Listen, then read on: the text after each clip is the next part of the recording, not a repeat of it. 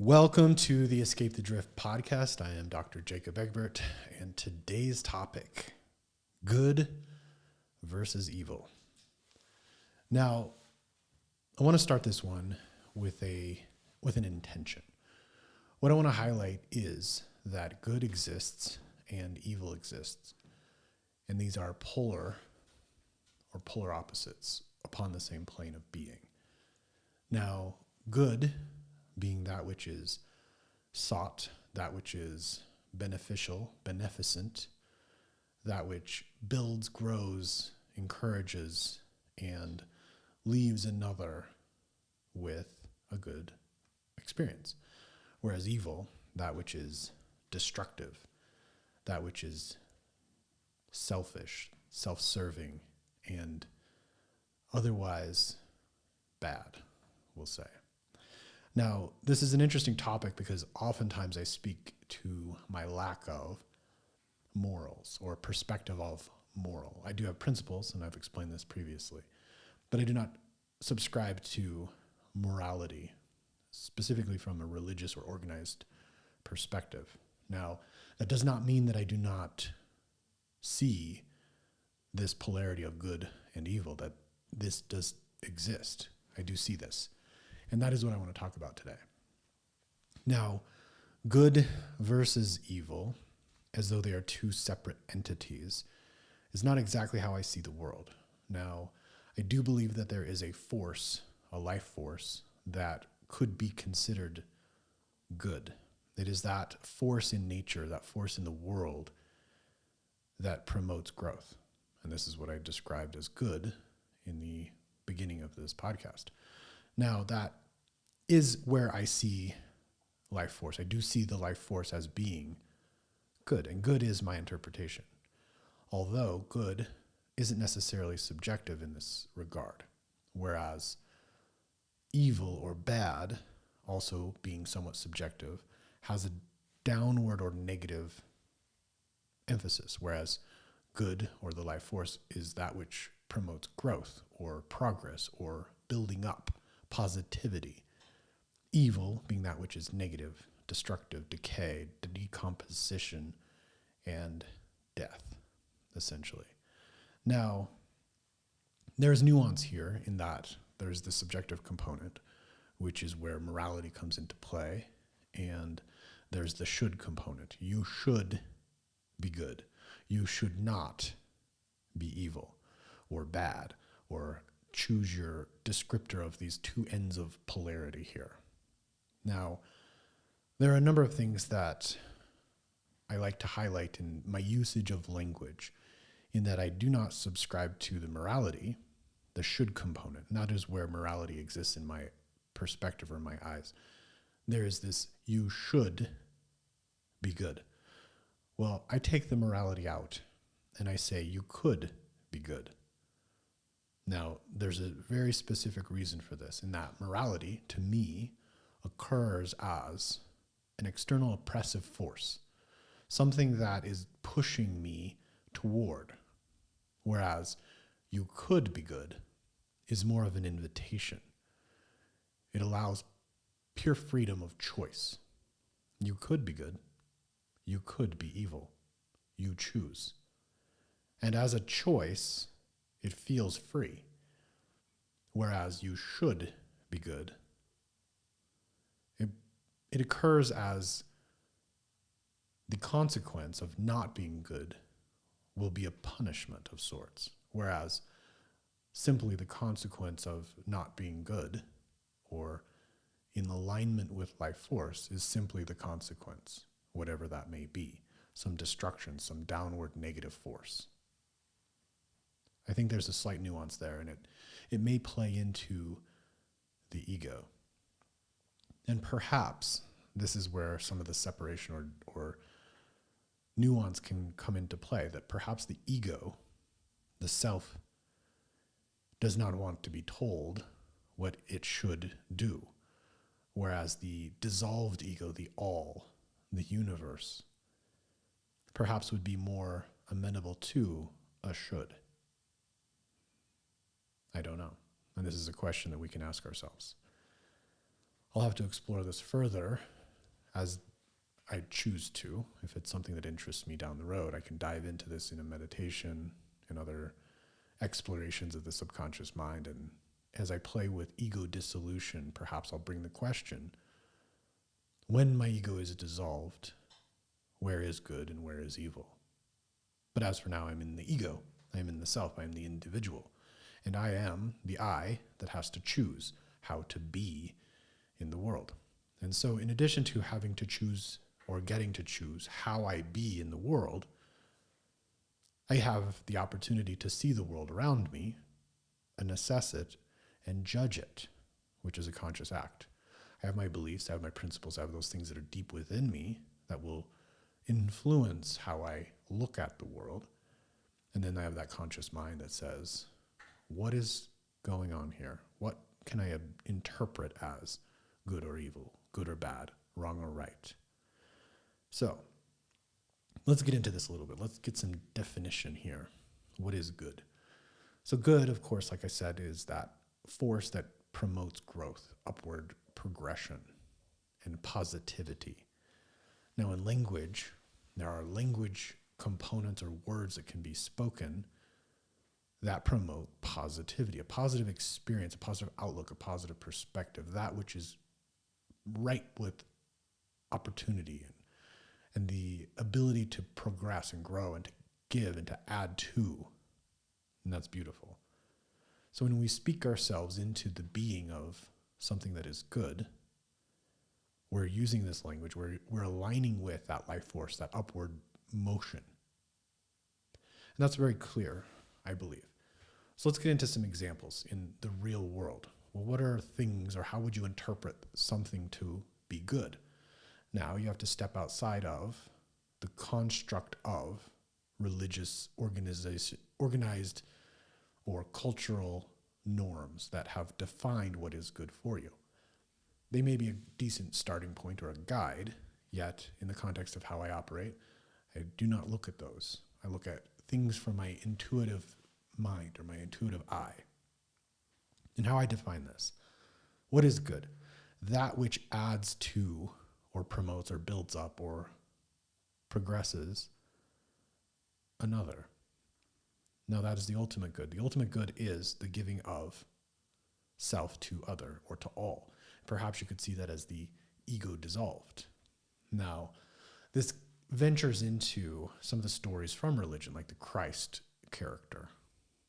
Jesus Christ, who sacrificed his entire existence in this world for the sins of those around him.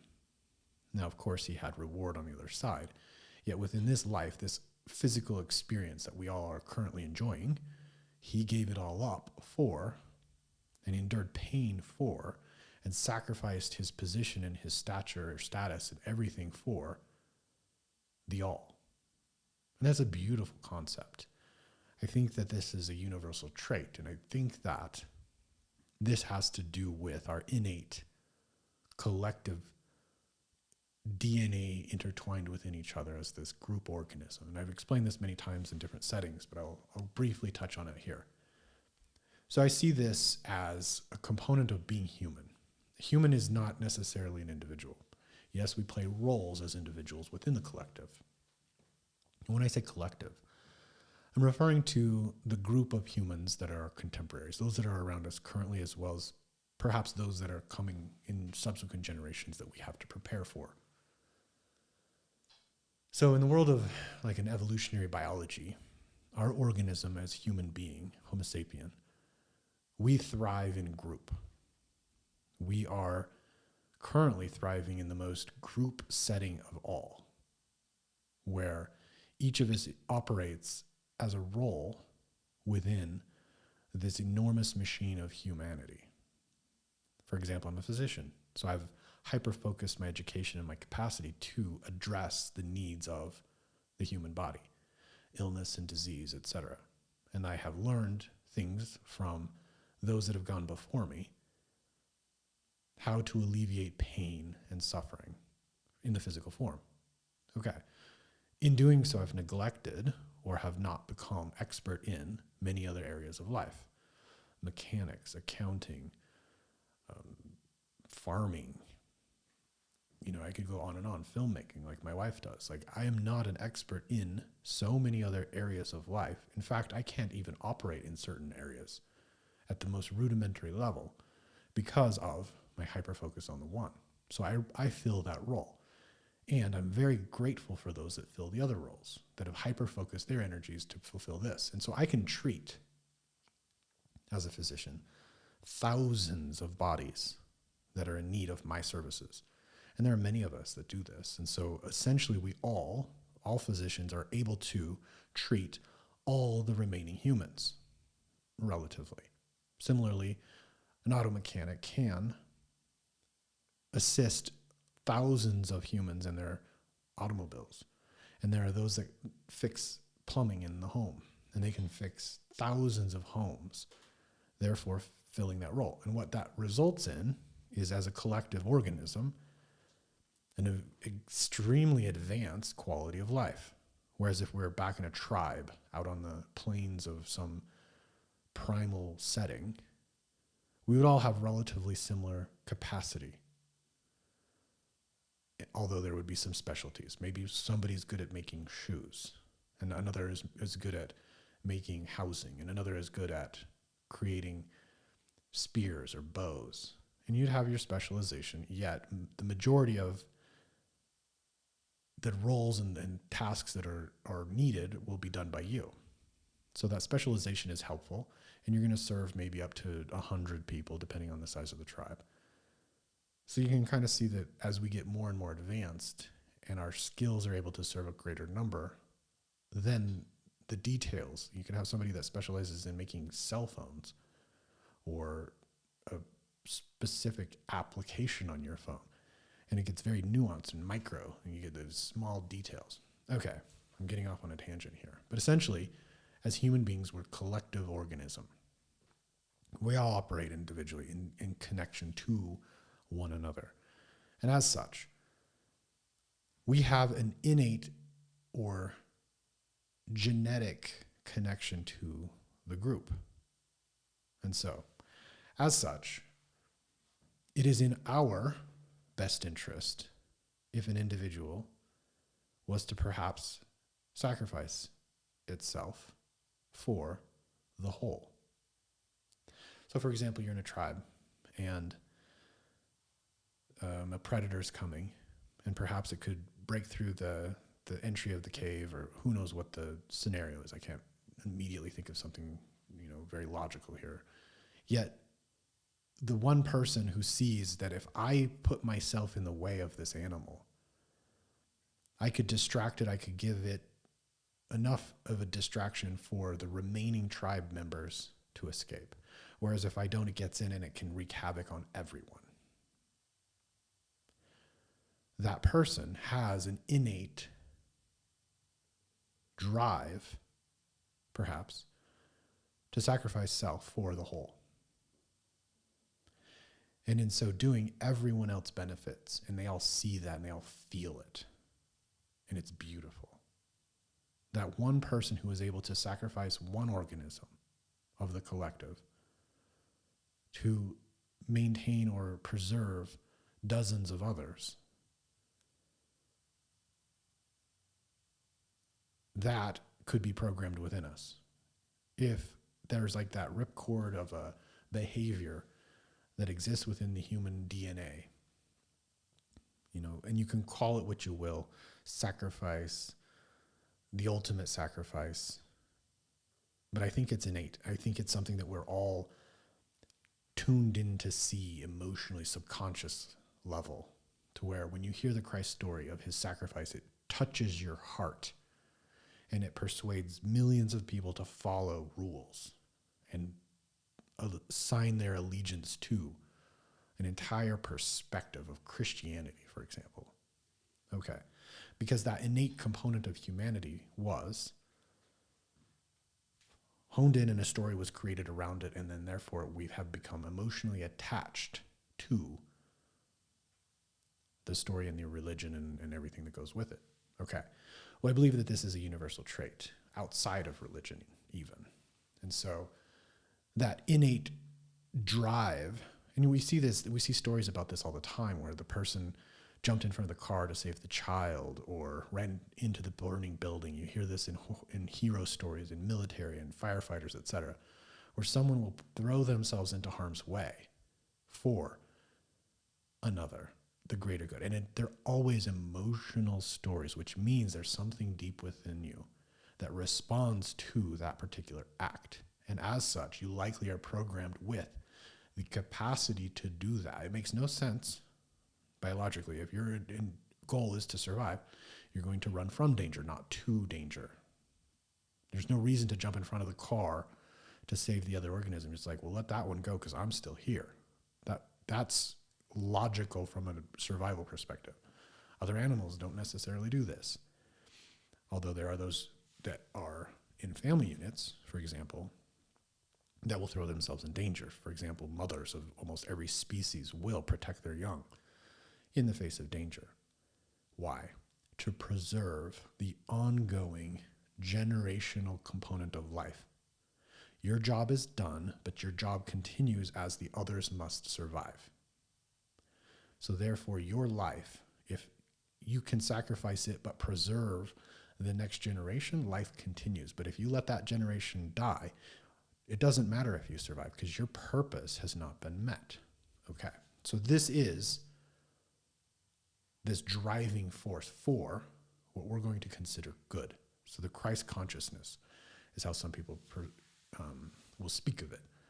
This perspective of collective being greater than the individual. And it's beautiful, and I say beauty because it's a subconscious component of us that will respond to that and anything that looks like it. Okay, so let's put that at the far end of good. It's sacrificing self for another. So that's the giving up of the ego for the all, essentially. Now, on the other end of the spectrum, let's go to the evil. And we're not going to get too dark here, although that is important to look into the abyss, as Jordan Peterson says, to see the evil in order for contrast with the good. Now, what is on the other end of the spectrum? Well, let's just look at it from a very logical perspective. It would be the opposite of this ultimate good, the sacrificing self for other.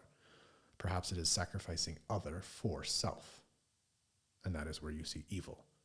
And the most evil is in the most heinous ways of doing such, where you inflict damage and pain and suffering upon other for the propping up of self, whether that be some of the more heinous crimes of sexual abuse or murder or genocide or political, like I guess you could say genocide with political, seeking position of power. It's all for the self at the sacrifice of the all. And that is where evil lives. Stealing is taking from another to prop up yourself. Whenever you do anything to cheat another or decrease from another, the negativity of another, insulting of another, to prop up the self. And as we go in this, it's a spectrum, because there's neutral, where you do nothing for or against another, to where the other end, again, sacrificing self for all. So there's a spectrum of human being. There's the ultimate, and then there's the ultimate good, the ultimate evil, on the far ends of this polarity. And we exist within this plane. We're not all going to sacrifice self for other fully to end our lives. And we're not all going to destroy and diminish and inflict suffering on others for the propagation of our own ego. So we're somewhere in between, hopefully further on this side, right? As the life force flows that direction and death flows the other.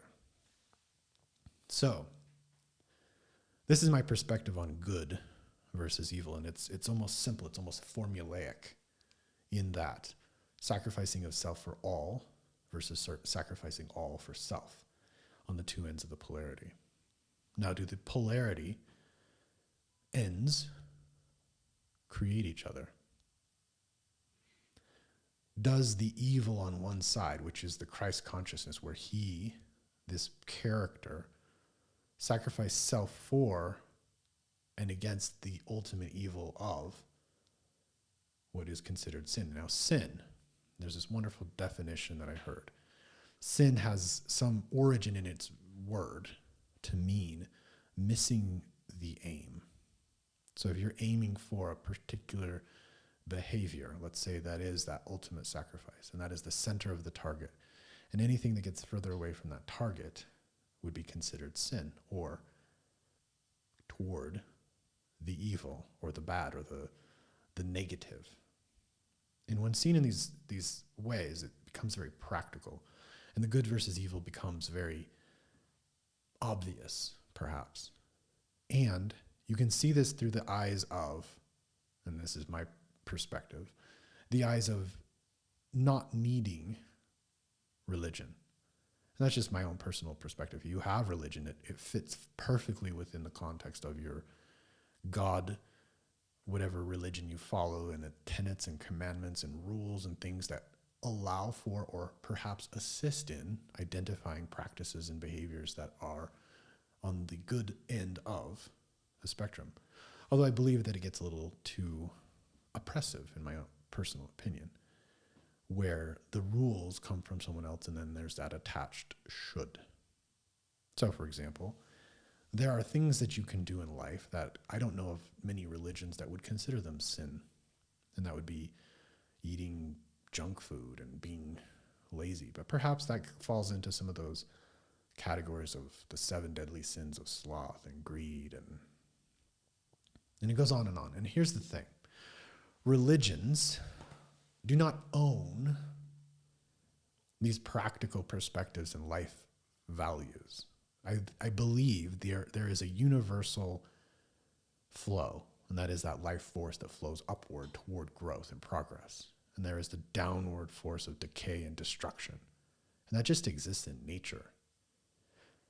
And religions have observed that. There are people in religion who have observed it, and perhaps this is a component of what we all strive to do when we put ourselves in a position of speaking wisdom to others, or teaching anything, really, is to say, I have seen the way the world works in some area, and I want to tell you about it. So I'm going to codify or put into a system how I see the world. And I have my own version of this with this Your Human Experience and the meditation program and how to speak yourself into an upward direction. And I do my very best to maintain neutrality. What I mean by this is I want to speak things in such a way that it is an invitation, and I do not use the word you should, or the word should, in the context of me telling you what you should do or you should not do. I want to lay out what I've seen. I want to say, here is an observation from my perspective, which may be a new perspective for you. And my ultimate objective is to share freedom. And I believe that to be good. I believe this to be an opportunity for me to give of myself to the all. I see things in this way, free from the should, free from the shame and guilt that certain organizations put on many. As if you've listened to my episodes, you'll know I came from a religious background and it was stifling to my human. And that was my perspective. And when I broke free from that, fully free, like internally free,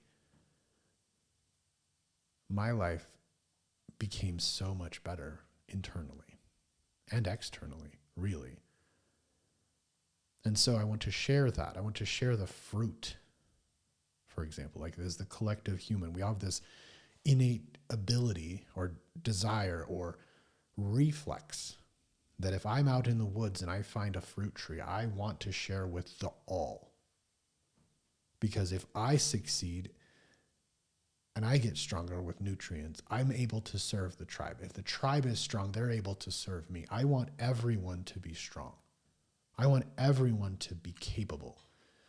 Therefore, if I find something that benefits, I want to share it so that we all benefit and we are all safe, that we are all elevated, because that gives me, as an organism, a better chance of survival, but also it gives my children a better chance of survival. Because if I die, I want those that are left behind to be able to take my children forward. So therefore, the collective continues.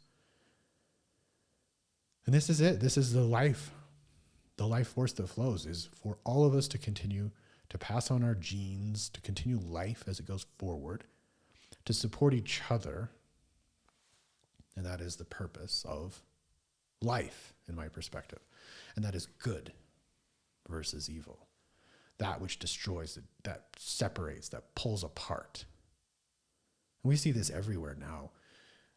A current commentary on the culture at hand, the division that is being propagated by the powers that be and the voices and the opinionated individuals that try to destroy, that's evil. We, as human beings, need to be together, united, collective. That is the ultimate perspective goal of, my perspective, of life. So, we see evil things. We see those that are seeking their own, that are trying to put themselves up at the cost of another. And we see evil acts. We're seeing so many things in the current. My wife and I were having this conversation today about current events with these companies that are involved in, I don't even want to get into it, honestly. You can just fill in the blanks with any current event that you've seen and you'll know the same feeling. It's the same purpose. It's negativity. It's destruction. It's us versus them, and it's take advantage of. It's destroy. It's to prop ourselves up. It's evil, and it's evil in the world. Anytime you see anything that destroys, you can call that evil. And anything that builds and promotes and encourages and grows, call it good. And where do you want to be on that spectrum between good and evil? Evil, where you destroy others for your own gain, where you cheat, where you lie, where you steal, where you hurt? Or do you want to be on the other side, where you sacrifice, where you give of yourself for another, where you share the good word? Or do you want to be neutral, where you don't do anything, good or evil, where you just watch, eat your popcorn and watch TV? You choose. You get to choose where you be. Now, you may end up observing yourself and see, wow, I've been pretty neutral, and that hasn't worked for me. I don't feel great about that. I've been an observer. I get sensationalized by the fights that I watch, the left versus right, the races, the sexualities, the whatever you want to call it, the division that is everywhere. Perhaps you've been an observer. Perhaps you haven't been generating yourself to deliver good to the all. And if that's the case, I would challenge you, and this is the challenge of this particular episode, and that is to look at yourself and where do you live, where do you be on the spectrum in this polarity of good to evil? Are you self-serving or are you self-sacrificing? Are you giving to the all or are you taking from the all for the self? And once you've identified yourself, where you live on this spectrum, perhaps choose to go up the ladder a little bit, up the mountain, up the hill, because it takes something. There's resistance in that direction. And once you've identified where you are, choose where you want to be. And then take action. Set the intention. And intention is the aim that guides action. Take action. Those that are good take a lot of action, and they do so in the direction of the all. Perhaps even to the ultimate sacrifice, if necessary. This is the Escape the Drift podcast. I'm Dr. Jacob Egbert.